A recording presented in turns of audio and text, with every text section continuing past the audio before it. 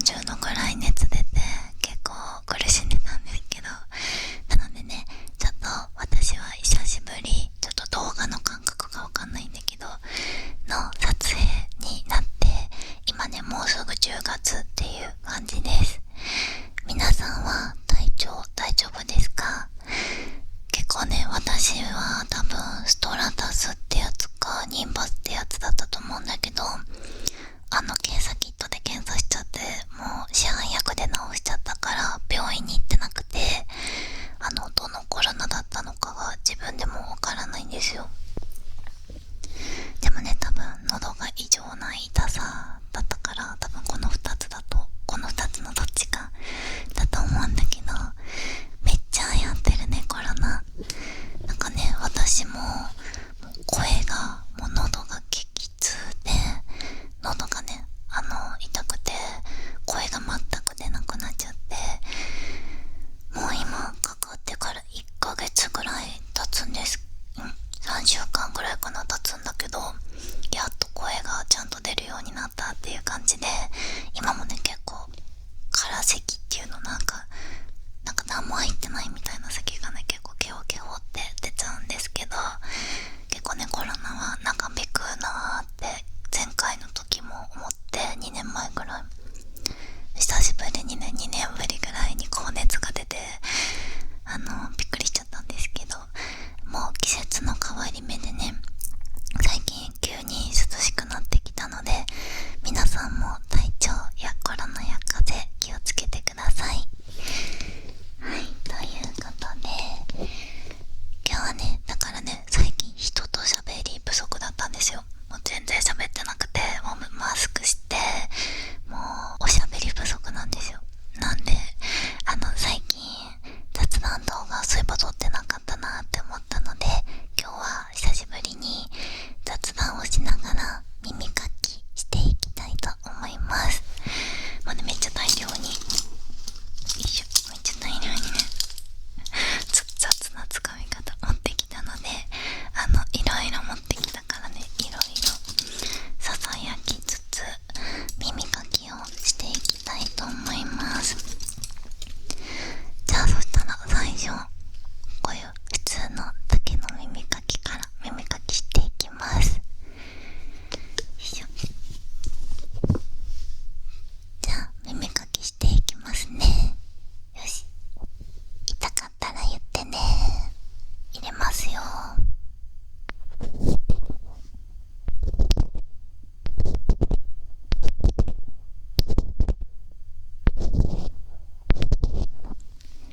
気持ちいいですか？ちなみにこれ SR3D なんだけど、これは今ねまだ鼓膜剥がしたままで、この前さメルカリね鼓膜を買ったのよ。だから次 SR3D 登場させるときは鼓膜あろうかなって思ってます。どっち派閥もいるので、ちょっとどっちにするか迷うんだけど、結局どっちの方が人気なのかな。鼓膜ありと鼓膜なし。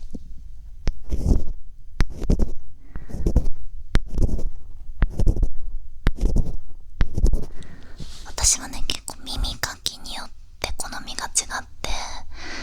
結構竹の耳かきとかは結構軽めの音が心地よくて、この鼓膜なしが好きなんだけど、綿棒とか金属のね耳かきが後でちょっとやるんだけど、このね鼓膜を剥がすとこのマイク部分がさ金属だから、直接金属同士が触れ合っちゃって、金属でねこれやるとねジジジジジって金属の音がするんですよ。感電しちゃうの。だからできない耳かきが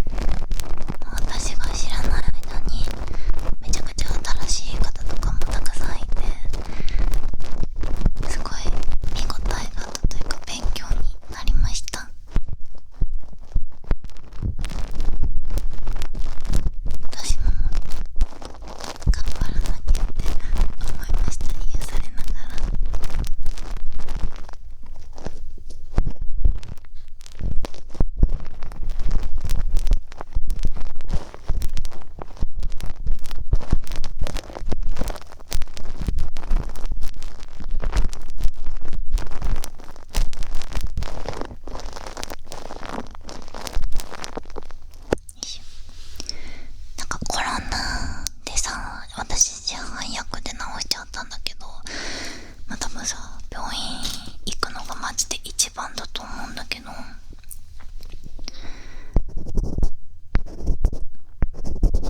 かツイッターでノートが回ってきてなんか読んだんだけど、なんかみんなもっと市販薬を買うときに成分を見るべきだっていうやつが回ってきてさ、それを読んだから今回結構市販薬を買うときに後ろの成分をめちゃくちゃ見るようにしてたんですよ。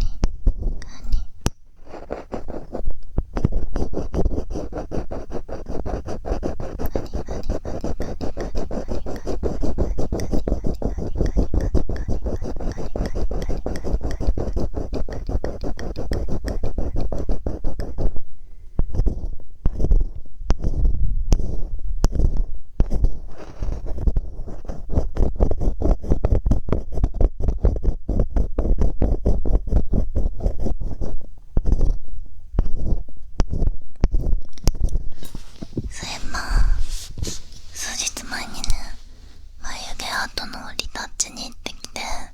てか今日珍しくパッツンにしちゃったから全然肝心の眉毛が見えないんだけど、ちょっと今眉毛濃いんですよ。だから去年だっけあれ行ったの、韓国旅行に行った時に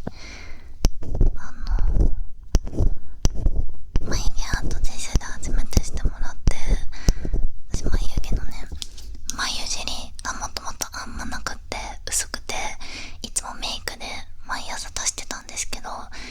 激烈に眉毛描くのが下手くそで、下手くそだからさ、で眉毛あと3万ぐらいで韓国でやってもらって、もう綺麗な眉毛にしていただいてさ、でそっから1年間眉毛メイクをほとんど、もう眉マスカラぐらい、あとちょっと描くぐらいでめっちゃやりやすくなってたから、で薄くなってたから、日本でさやり直したってかやってた、もう韓国でやっていただいたところに報告してもらうみたいな感じでやり直してきたんだけど、そう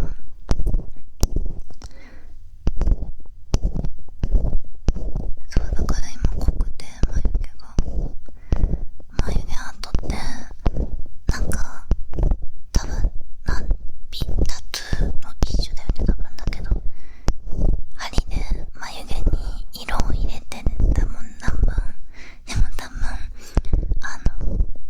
こう割と表面の皮膚に入れてるから、もうね数ヶ月ごとぐらいに結構効いてっちゃうんだけど、そうアートメイクタトゥーの一種だと思うんですけど、私は、タトゥーはもちろん体とかには一切入ってないんだけどさ、眉毛アート地味に痛くてさ、ぬるま水をしてちょっとしびれさせてからやってくれるんですけど、なんか置く時間がさ数分10分くらいしか置いてなくて、普通にめっちゃ針の痛みなのね。なんかめっちゃ普通に針でこう描かれてる感覚、こう皮膚をギギギってしてる感覚があって、痛すぎて悲鳴ちょっと上げかけたんだけど、手と手をこう握ってグググって自分の手をさに力入れて耐えました耐えました。だからさ、もうほんとでもすっごい綺麗に今回も仕上げてもらって、めちゃくちゃメイク楽だからさ、本当にありがたいんだけど、やっぱ美容こう可愛くなる、これはちょっと時短のためのものだけど、美容って痛いの多いなーって思いましたね。今回も脱毛とかもさ、医療脱毛ってとんでもなく痛いじゃないですか。そうだから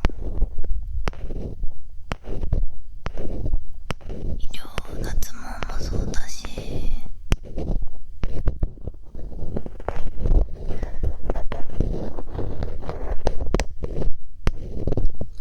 最近肌治療っていうかさ、なんか私顔に血管があるんですけど、毛細血管なんちゃら症みたいな感じで、そういうと大げさなんだけどさ、皮膚が薄くて青い血管とかがね近くで見るとちょろちょろっていっぱいあるんですよ。でそれが保険適用で、普通の皮膚科で保険適用なんですよ。で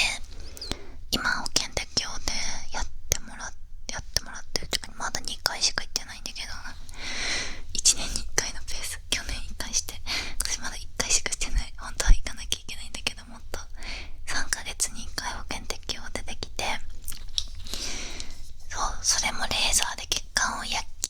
き切るみたいな感じなのか、 V ビームっていうんだけど、それもう痛すぎてさ、本当は3ヶ月に1回やりたいのに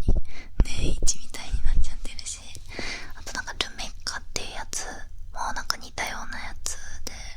結構顔から焦げみたいな、焦げ臭いレーザーパチパチみたいな感じで焦げ臭い匂いがこの前して、回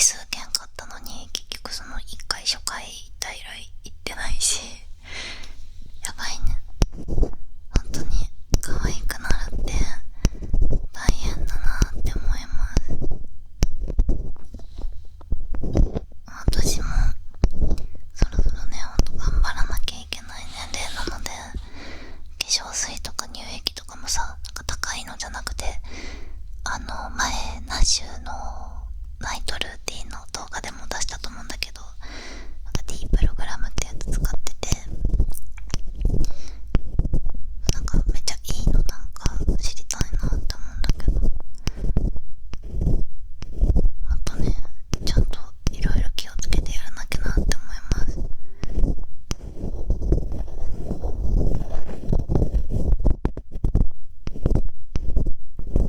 まあでも美容ってさ、なんか YouTube とか見て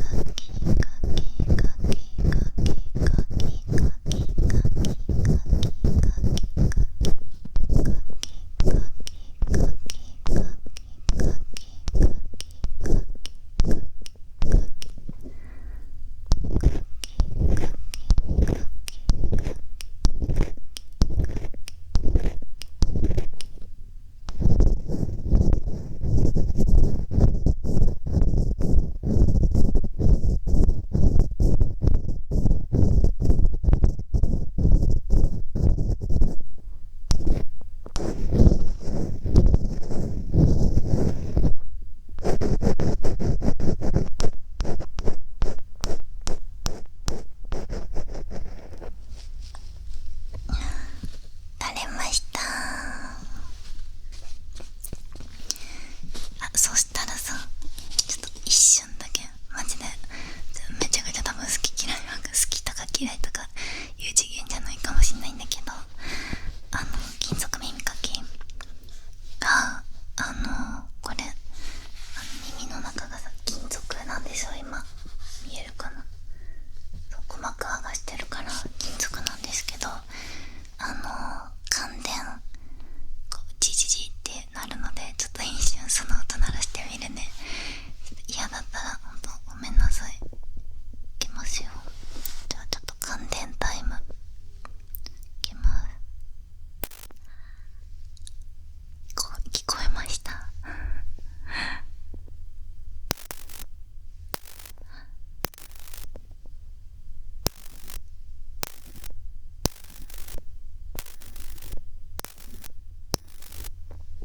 終わり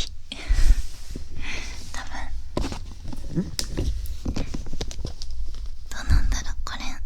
好きな人いるかな。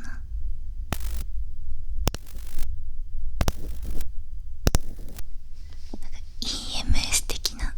なんかちょっと耳がこの電流が走ることによって健康になりますみたいな。ちょっとこれうちだけでやってる特別な治療なんですけど、お客さん耳垢がたま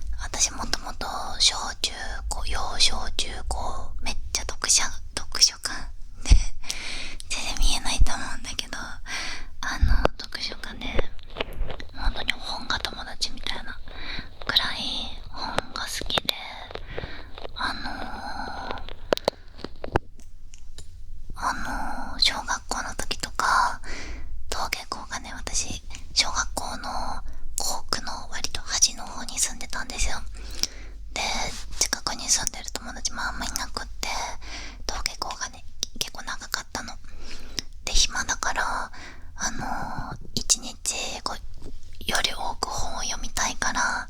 行き帰りも本読んでたんですよ。こうやって危ないんだけど信号をちゃんとこう一応チェックして、もう今の歩きスマホみたいな感じで歩き本をしてたんですよ。で本をひたすら読んで歩いてたら、近所のおばちゃんがうちの母親に連絡入れて、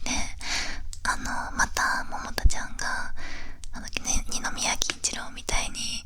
歩いてたよって、危ないよって母に連絡がいって危ないでしょって定期的に叱られるっていう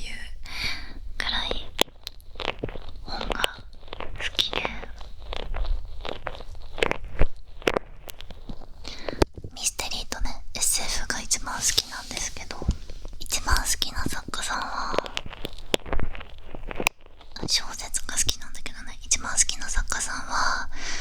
湊かなえさん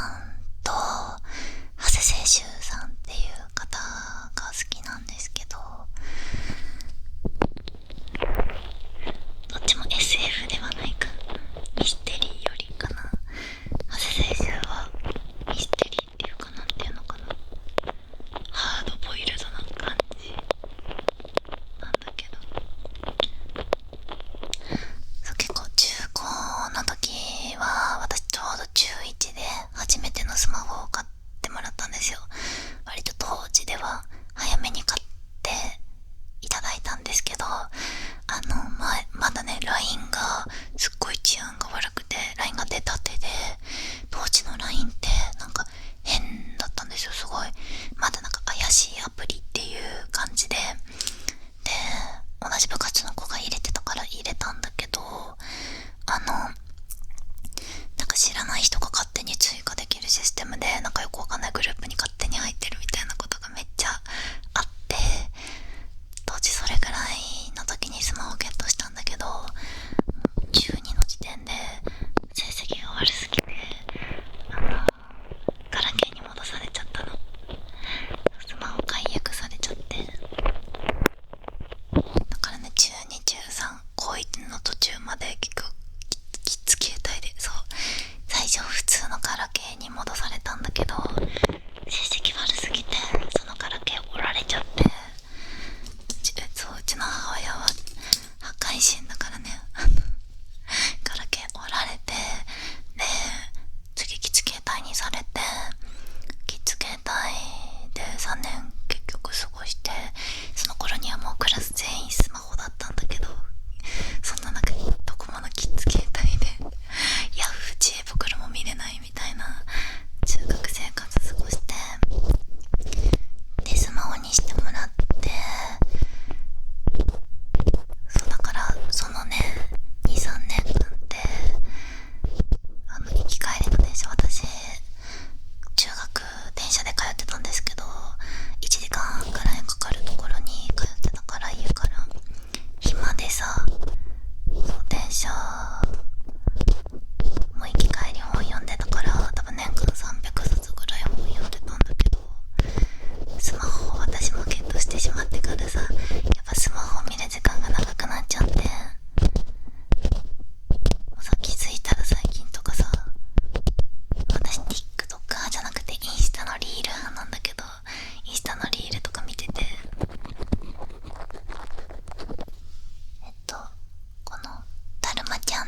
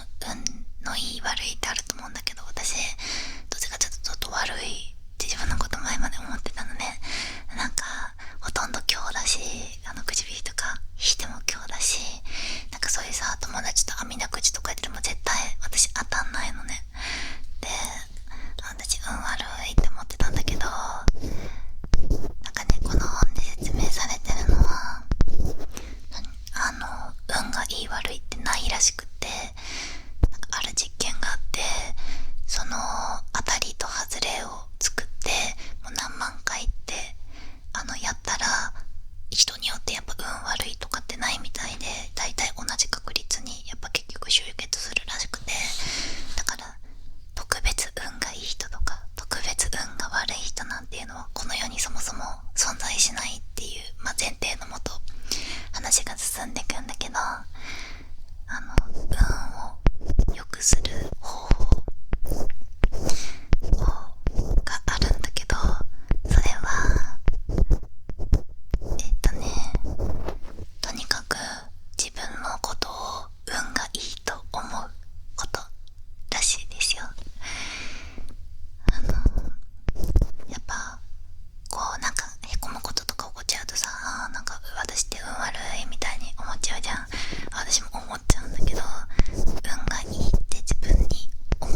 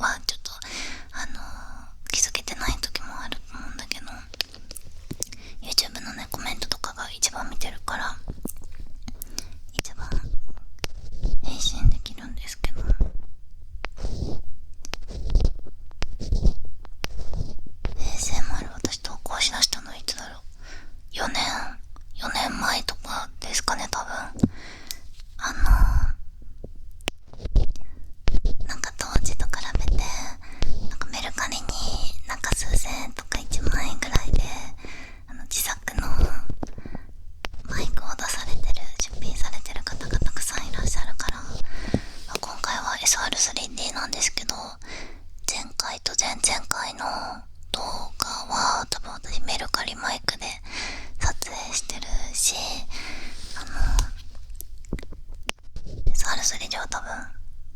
10万ぐらいするのかな、わかんないけど、それぐらいした気する。結構前だから忘れちゃったんですけど、なんだけど、メルカリマイクとか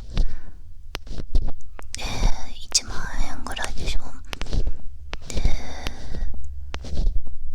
なんか私がいつも買ってるって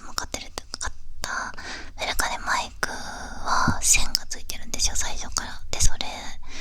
につなげれるのがズームの H1 とか、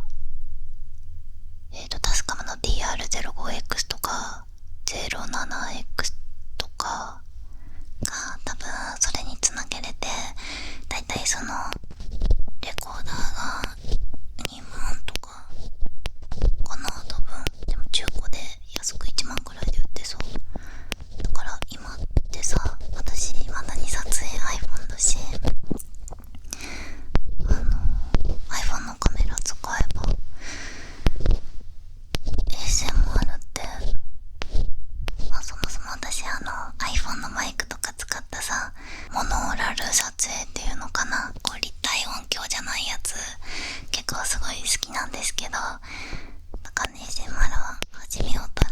思ったらいつでも始めれると思うし、やっぱこういう耳かきとかがしたいなと思う方は、まずはメルカリとかで買ってレコーダーだけ用意したら多分3万もいかないぐらいで始めれるんじゃないかなって思います。視聴者さんの ASMR めっちゃ聞いてみたい。今度私も募集してみていいですか？でも集まんないかな。集まんなそう。なんかわかります。なんか視聴者さんから ASMR 募集してみたみたいなやつあるじゃないですか。あれみんなめっちゃ好きでさ、なんかやっぱ ASMR の良し悪しってマイクの良さじゃないんだなってめっちゃ思う。動画見てたらめっちゃみんな好きで、やってみたいな、いつかああいう企画。顔出さなくていいから手元だけとかで撮ってくれる人いないかな。めっちゃやってみたい。いつか開催できたら嬉しすぎますね。ちょっとぜひ皆さんその時はよろしくお願いします。やりたすぎるマジで。考えちゃったらちょっと考えちゃいそう。めっちゃやりたい。そう、なんかたまにマイクとか聞いてくれる子いるけど、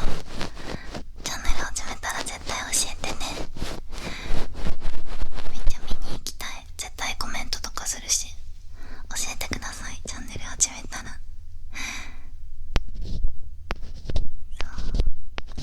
楽しいよ ASMR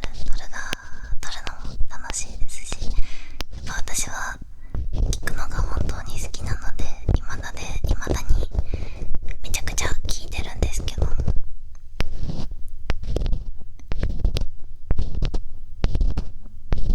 私も好きが高じて始めた身なので、ASMR の投稿者さんが増えるのは嬉しいことというか、自分が寝るときに使わせていただくので、みんな始めましょう ASMR。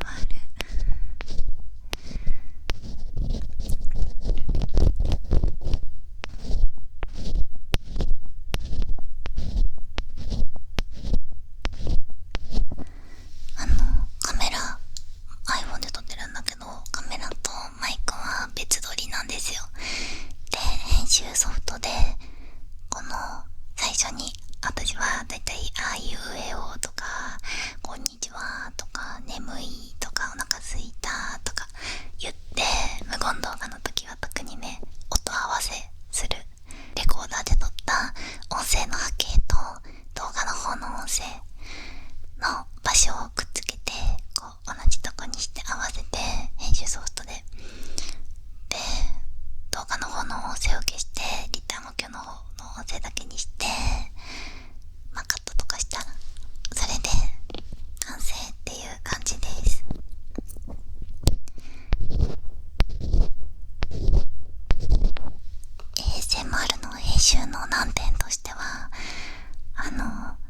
よく撮れたぞって思った時ほど練習中眠くなっちゃって、